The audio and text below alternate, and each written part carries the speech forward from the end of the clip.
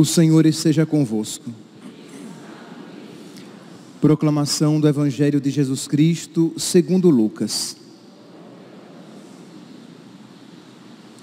Naquele tempo, Jesus convocou os 12, deu-lhes poder e autoridade sobre todos os demônios para curar doenças e enviou-os a proclamar o reino de Deus e a curar os enfermos. E disse-lhes: não leveis nada para o caminho, nem cajado, nem sacola, nem pão, nem dinheiro, nem mesmo 2 túnicas. Em qualquer casa onde entrardes, ficai aí. E daí é que partireis de novo. Todos aqueles que não vos acolherem, ao sairdes daquela cidade, sacudi a poeira dos vossos pés, como protesto contra eles. Os discípulos partiram e percorriam os povoados, anunciando a boa nova e fazendo curas em todos os lugares. Palavra da salvação.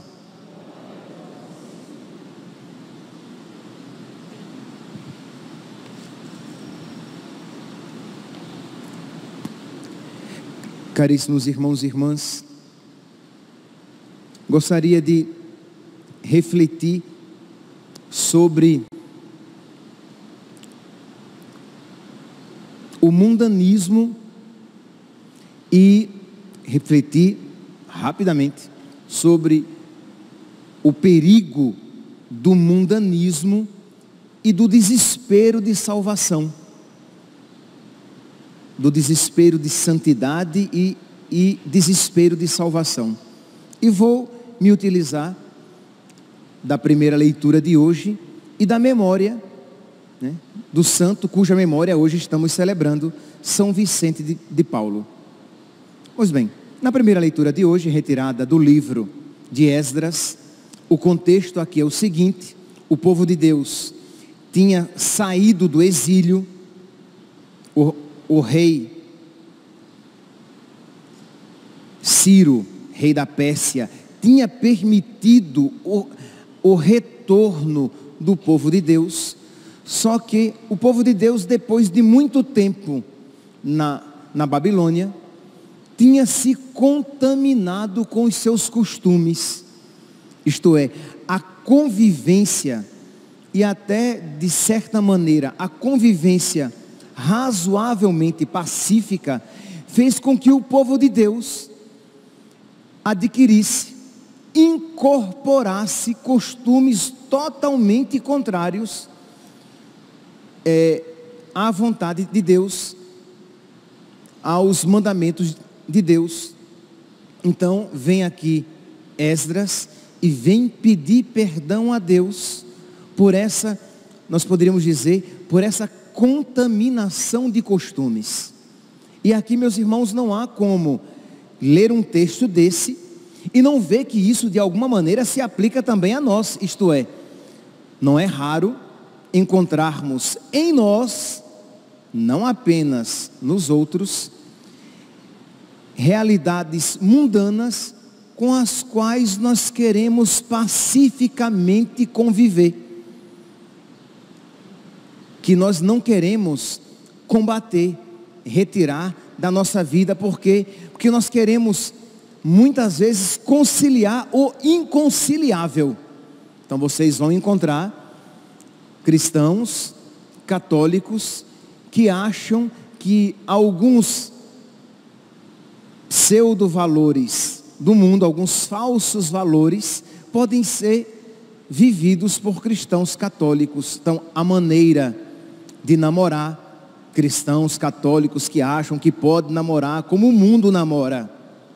Os programas de televisão, das plataformas de streaming, de filmes, isto é, cristãos que acham que podem assistir os mesmos filmes que os pagãos assistem, cristãos que acham que podem lidar com o seu corpo da mesma maneira que os pagãos lidam com os seus corpos. Então nós não podemos nos esquecer de que, se nós somos cristãos, se nós somos católicos, nós precisamos ser diferentes. Senão, se nós quisermos ser iguais a todos, nós iremos nos diluir nesse neopaganismo no qual vivemos hoje em dia, né, e perderemos a nossa identidade cristã. Vocês compreendem que coisa terrível quando um padre, ele quer ser tão parecido com o povo de Deus que ele perde até a sua identidade de padre. Isso é terrível. Mas é também terrível quando os leigos querem conviver tão tranquilamente com os seus conhecidos pagãos e frequentar os mesmos lugares, ir para os mesmos shows, vestir-se da mesma maneira, ouvir as mesmas músicas, de modo que ele perde a sua identidade, porque ele se mundanizou. Então era esse o perigo, e também, ou melhor, não só o perigo, era essa a realidade que estava acontecendo com o povo de Deus. Então Esdras diz aqui: na hora da oblação da tarde, eu, Esdras, levantei-me da minha prostração, e com as vestes e o manto rasgados, sinal de penitência, caí de joelhos, estendi as mãos para o Senhor meu Deus e disse: meu Deus, estou coberto de vergonha e confusão ao levantar a minha face para ti, porque nossas iniquidades multiplicaram-se acima de nossas cabeças, e nossas faltas se acumularam até o céu. Isto é, um povo que se deixou atrair, seduzir e contaminar. Então, eu espero que vocês estejam compreendendo todas as implicações dessa realidade. A gente vê em tantos lugares por aí, os cristãos que, movidos por uma falsa ideia de caridade, misericórdia, acham que podem ter a mesma atitude diante do pecado que aqueles que não conhecem Cristo e o seu Evangelho. Então é óbvio, meus irmãos, que nós cristãos católicos sempre iremos olhar para o pecado e como algo não querido por Deus para nós. Então a nossa postura diante da prática homossexual vai ser sempre movida pela caridade. E porque movida pela caridade, não iremos querer isso para nós, nem para os nossos. Porque sabemos que aquilo é mal, que aquilo nos conduzirá à perdição. É claro que a postura de um cristão, do católico, frente ao aborto, será cheia de misericórdia e caridade para com a mãe, para com os pais e para com a criança. E porque, movidos por caridade, consequentemente pela verdade, nós iremos combater isto que é uma violência a um inocente, indefeso, e que traz consequências terríveis para a mãe e para os pais. Então não podemos pensar segundo a cabeça do mundo. Então precisamos, meus irmãos, pedir a Deus, primeiro, pedir perdão a Deus, porque como Esdras aqui, pedindo perdão a Deus, por quê? Porque ele viu que o povo estava contaminado. Então também nós, Esdras, com as vestes e o manto rasgados, isto é, Esdras fazendo penitência por quem não fazia penitência, muito pelo contrário, por quem estava mergulhado no pecado. E a pergunta é: nós estamos fazendo penitência pela conversão dos pecadores? Nossa Senhora em Fátima que disse, né? Muitas almas se perdem, muitas almas caem no inferno, porque não há quem por elas faça penitência, não há quem tenha caridade. E aqui, meus irmãos, é claro, eu estou falando também, sim, pela conversão dos pecadores, todos os pecadores. Mas às vezes, e não são raras as circunstâncias em que pais não fazem penitência pelos seus filhos. em que filhos não fazem penitência pelos seus pais. Isto é, não há caridade sequer com os parentes mais próximos, com os parentes de sangue, como nós costumamos dizer. Quer dizer, nós nos esquecemos. Por quê? Porque nós nos mergulhamos, estamos mergulhados de tal maneira neste mundanismo, que já não nos espantamos com o mundo. Por mundo aqui, compreenda tudo aquilo que é contrário a Deus, ao seu evangelho, à sua mensagem.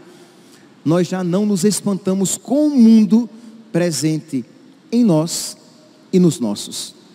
Então está aqui Esdras fazendo penitência e oração pelo seu povo. E ele continua aqui no versículo 8. Mas agora, por um breve instante, o Senhor nosso Deus concedeu-nos a graça de preservar dentre nós um resto e de permitir que nos fixemos em seu lugar santo. Foi a saída da Babilônia e o retorno agora para reconstruir a cidade de Jerusalém. Pois éramos escravos, mas em nossa servidão o nosso Deus não nos abandonou. Antes, conseguiu para nós o favor dos reis da Pérsia. Então Deus, Esdras também canta a misericórdia de Deus, que apesar dos pecados do seu povo, não se esquece do seu povo e concede as graças necessárias para que aquele povo se reerga do seu pecado e saia da vida velha. Meus irmãos, esta verdade conhecida já no Antigo Testamento deve ser muito mais profundamente crida por nós que conhecemos Jesus, que sabemos do que é que se falava quando se dizia misericórdia e piedade é o Senhor. Ele é amor, é paciência, é compaixão. O Senhor é muito bom para com todos, sua ternura abraça toda a criatura. Quando um judeu ouvia isso, ele não tinha profundidade de conhecimento desta verdade. Nós, quando olhamos para Jesus, compreendemos. Pois bem, então isso nós vemos aqui na primeira leitura de hoje, mas existe uma mensagem semelhante a esta, se nós olharmos aqui para a vida de São Vicente de Paulo. São Vicente, nós estamos aqui no século XVI, São Vicente nasceu no final do século XVI, 1581, e morreu com quase 80 anos, em 1560. São Vicente, então, muito conhecido pela sua caridade para com os pobres desprovidos de bens materiais, mas São Vicente, que era muito cuidadoso também com os pobres desprovidos de bens espirituais. Isto é, ele cuidava dos pobres desprovidos de bens materiais, porque ele via Cristo nu, doente, com fome, e nisto consiste a verdadeira caridade. Nisto consiste a verdadeira caridade, isto é, de ajudar aquele que não tem o necessário para a sua subsistência, mas ele queria ajudar aos pobres desprovidos da verdade. Nós estamos aqui no final do século XVI, início do século XVII, meados do século XVII, em que a igreja lutava contra o jansenismo. Quem eram os jansenistas? Os jansenistas eram padres, bispos, tidos e havidos como católicos, mas que tinham uma contaminação em suas ideias. Eles eram jansenistas. Eles tinham sido influenciados pelo calvinismo protestante.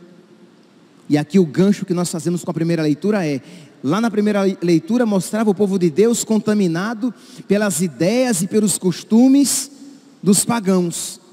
Aqui nós vemos os cristãos contaminados pelas ideias e os costumes dos protestantes calvinistas. E uma das suas teses dos calvinistas era o quê? Que Deus tinha reservado apenas a alguns para a salvação, os predestinados à salvação, e a grande maioria predestinada à perdição.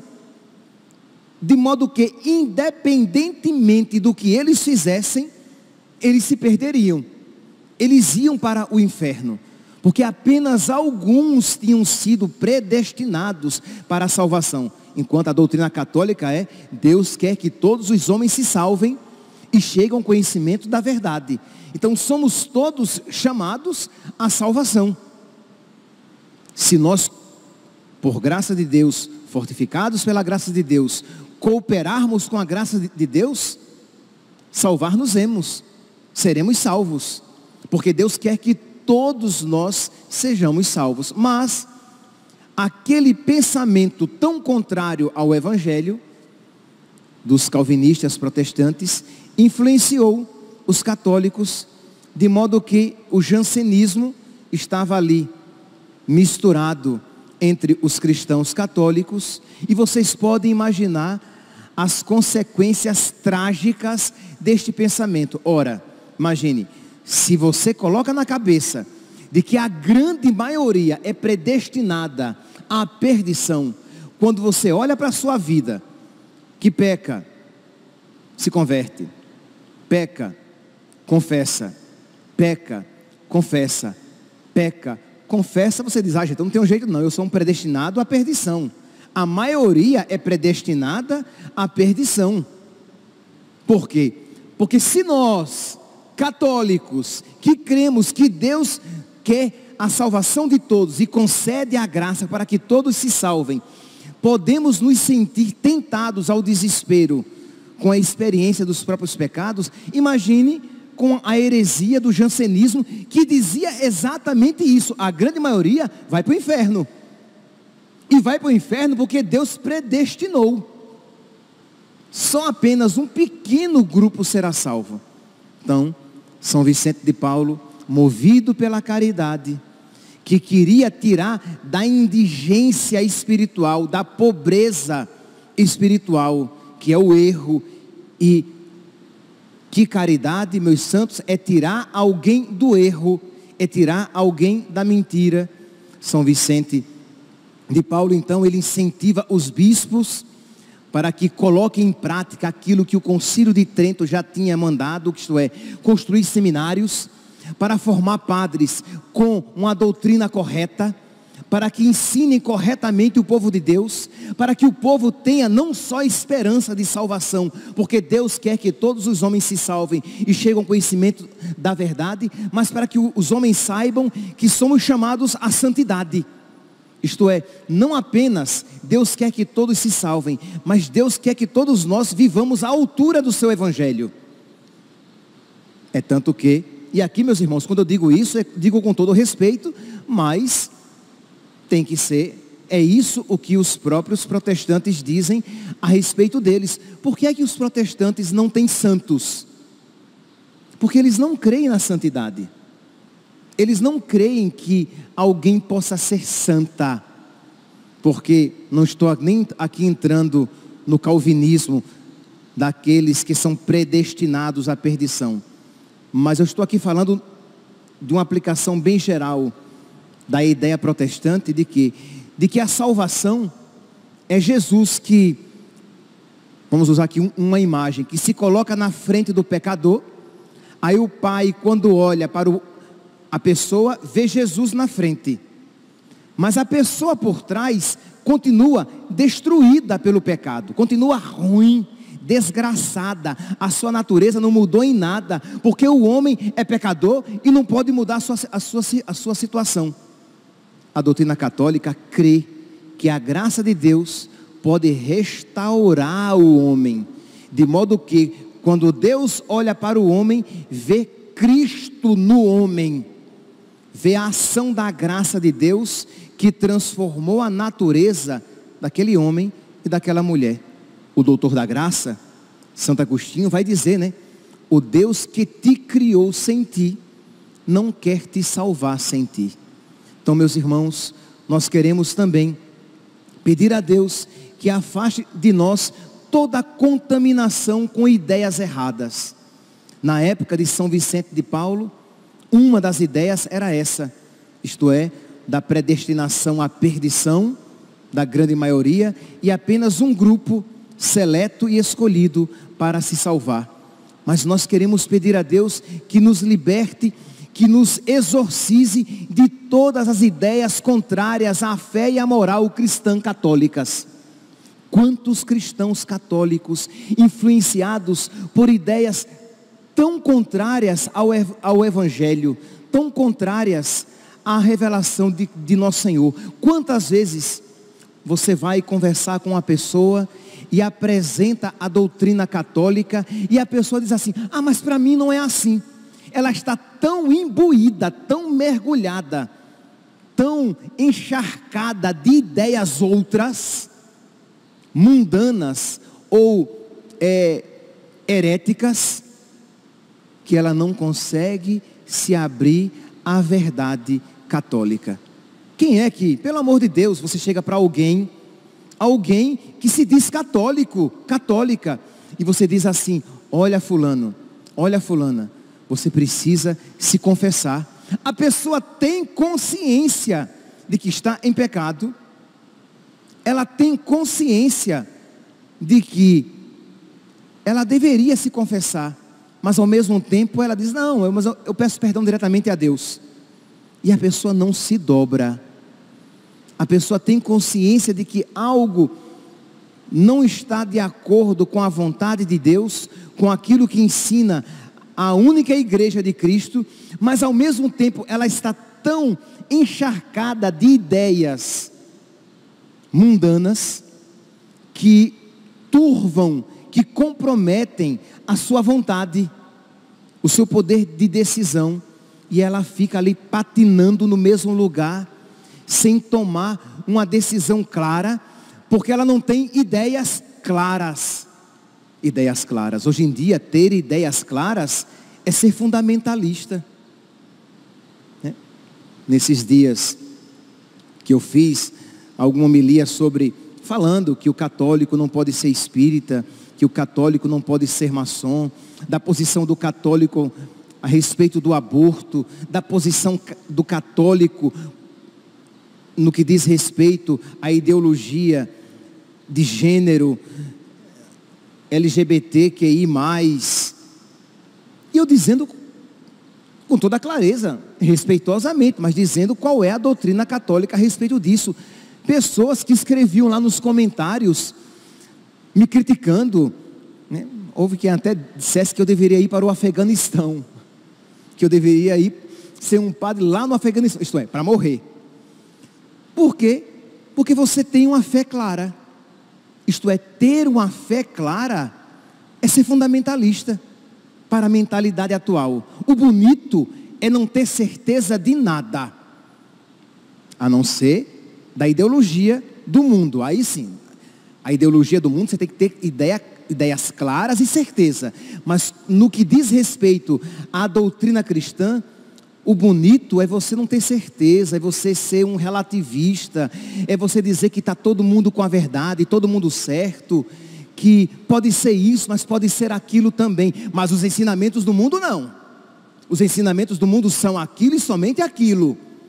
Mas os ensinamentos cristãos, aí sim, você deve ser bem invertebrado, isto é, você dobra para a esquerda, para a direita, para a frente e para trás, porque não é uma verdade clara, firme, concreta. Então, meus irmãos, pedir a Deus que nos conceda essa graça e que nós, movidos por caridade, façamos como São Vicente de Paulo, que nós queiramos a salvação das pessoas, que nós nos coloquemos à disposição para tirar as pessoas do erro e levá-las para a verdade, com toda a caridade, mas com toda a clareza. Que Deus, por misericórdia, exorcize toda a linguagem dúbia. Isto é, a gente diz uma coisa que também pode ser entendida como outra coisa, e o contrário daquela mesma coisa. Não, que tenhamos uma linguagem clara, que o seu sim seja sim, que o seu não seja não, o que passa disso vem do maligno. Que digamos com clareza o que é mal e o que é bom. E dizemos isso não porque somos donos da verdade. Esse padre, esse cristão, esse católico, ele só quer ser o dono da verdade. Exatamente o contrário. Porque você não quer ser o dono da verdade, que você ensina a verdade de outro.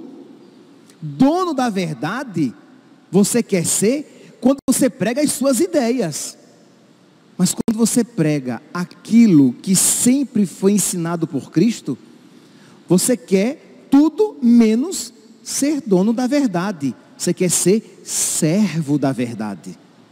Quando você ensina, independentemente das suas inclinações naturais, dos seus pontos de vista, você ensina aquilo que a igreja sempre ensinou, que Jesus Cristo nos revelou. E isso é um ato de humildade daquele que ensina e daquele que acolhe. Então que Deus exorcize essas ideias loucas que o mundo moderno colocou na cabeça de muitos homens e mulheres da igreja, de modo que nos amordaçaram. Nós começamos a ter medo de ter uma fé clara. Nós começamos a ter medo de ensinar, porque vão nos chamar de fascista, fundamentalista, rigorista, exigente demais, muito fechado, bitolado, medieval. E aí você, com medo de sair feio na fotografia, você não prega. Você não fala mais nada para os seus amigos. Você está ali com seus amigos, todas as ideias são apresentadas como se tivessem a mesma dignidade e o mesmo valor. E você, quando se atreve a falar, você fala como se fosse mais uma opinião possível e tão digna quanto todas as outras. Meus irmãos, com toda a caridade, mas com toda a verdade, precisamos romper com o mundanismo ou as influências deletérias, destrutivas que o mundo atual, fechado a Cristo e a Igreja de Cristo, nos apresenta.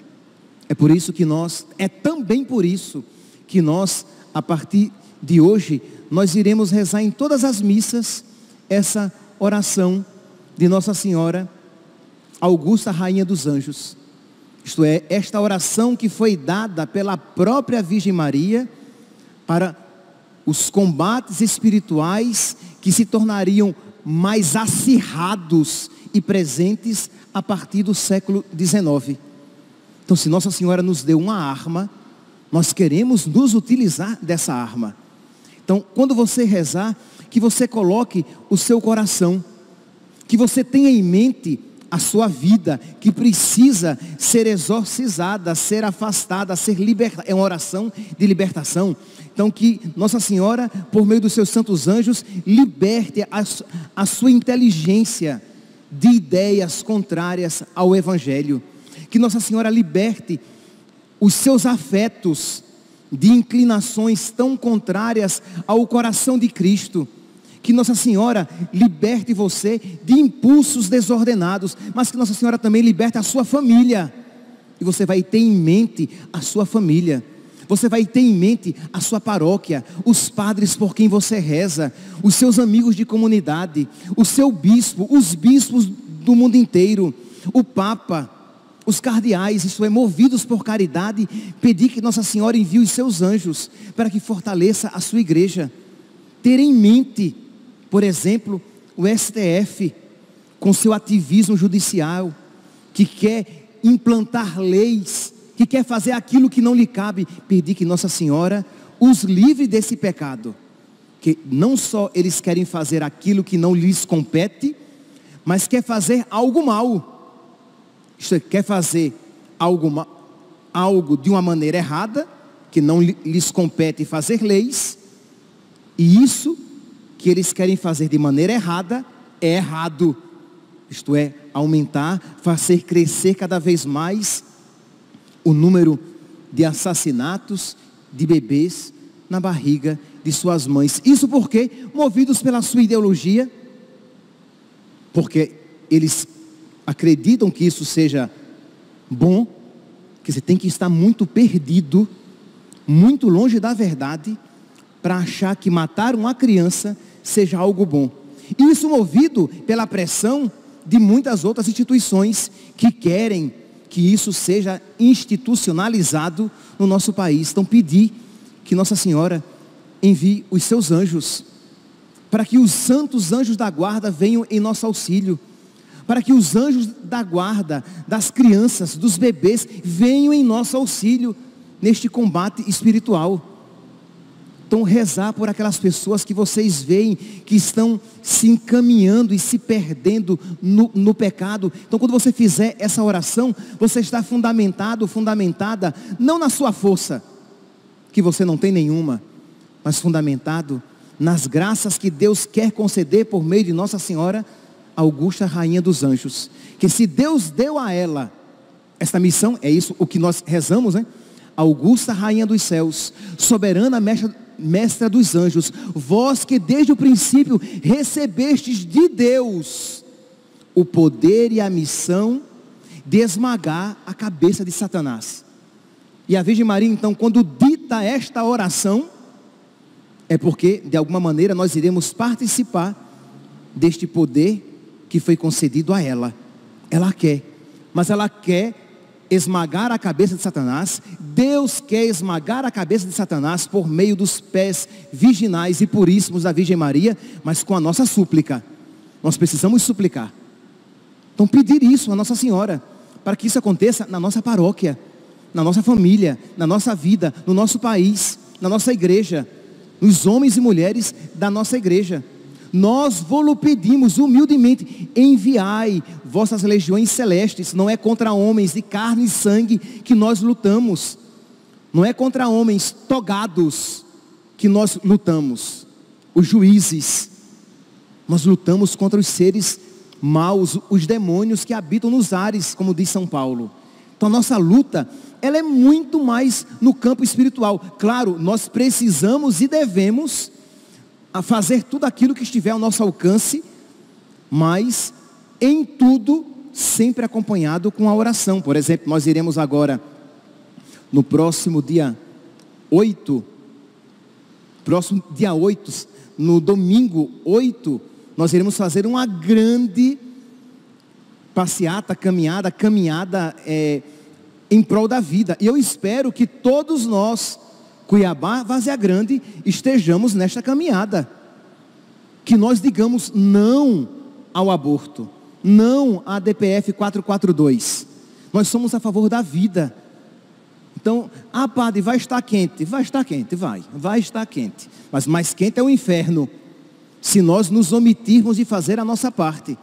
Então iremos todos, peço que vocês aqui convidem o maior número de pessoas, para que fique muito claro que nós, católicos aqui do Mato Grosso, de um modo particular, Cuiabá, Várzea Grande, nós somos contra este pecado terrível, horrendo, horrível, do assassinato silencioso e brutal de inocentes, indefesos, no ventre de suas mães.